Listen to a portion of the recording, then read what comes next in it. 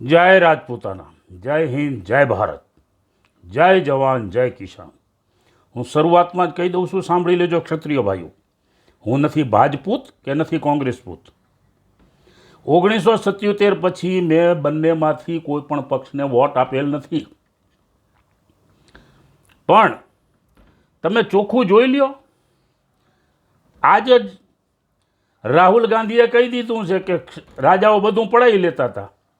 આ એનું નિવેદન ક્ષત્રિય વિરુદ્ધ, અહીં રૂપાલાનું નિવેદન વિરુદ્ધ. આ તો બંને પક્ષો આવ ભાઈ સરખા, આપણે બે હરખા જ છે. આમાં તમે લાગ્યા છો કે નહીં, દુશ્મનનો દુશ્મન અમારો દોસ્ત. હવે આ કઈ મેળનું? આમાં તો બે દુશ્મન થયા. આના કરતાં સમાજને જ્યાં વોટ કરવો હોય ત્યાં કરવા દો અને એકલું રૂપાલા ઉપર ધ્યાન કેન્દ્રિત કરો.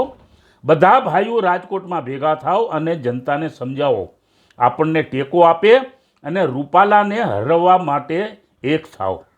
બાકી કોંગ્રેસને આપો, 12 સીટો મળશે. આ તો રાજકીય ઉઠામણા જેવા છે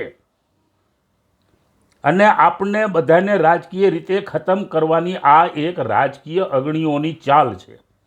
માટે બધા સુધરી જાઓ. મારો તો આ 72 વર્ષની ઉંમર થઈ ત્યારથી, જન્મો ત્યારથી રાજકારણ જોતો આવ્યો છું. નહેરુને જોઈ લીધા છે, ઇન્દિરાજીને, શાસ્ત્રીજીને, બધાનું જોઈ લીધું છે. મને દરેકના અનુભવ છે, ભાજપનો અનુભવ છે. પણ તમે બધા એક જ વિચાર કરો ને કે આપણું હિત તો અત્યારે એક જ વસ્તુમાં ધ્યાન કેન્દ્રિત કરવા જેવું છે, રાજપૂત આયોગની જરૂરિયાત. એના વગર આપણો મધ્યમ વર્ગ અને ગરીબ વર્ગ ઉપર નહીં આવી શકે. એની ઉપર ધ્યાન કેન્દ્રિત કરો અને એક લક્ષ્ય રાખો. અને અત્યારે એક લક્ષ્ય રાખો, રૂપાલાને હરાવવાનું. બાકી આ બે હરખા, આપણે બે સરખા. આજે જ રાહુલ ગાંધીનું બયાન જોઈ લો ને.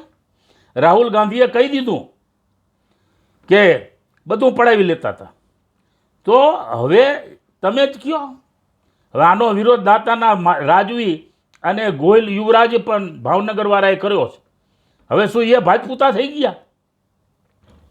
હવે આ બધા ગાંડાઓનો પક્ષ થઈ ગયા કહેવાય. રાજકારણમાં પડવા જેવું નથી, ચડોમાં.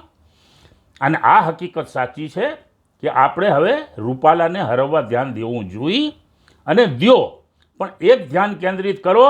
પણ કોંગ્રેસને જીતાડવા તમે બીજે તમારું લક્ષ્ય ડાયવર્ટ કરી આ ભૂલી જશો તો આપણે હેરાનગતિ થાય છે. જય હિન્દ, જય ભારત, જય રાજપૂતાના, જય જવાન, જય કિસાન.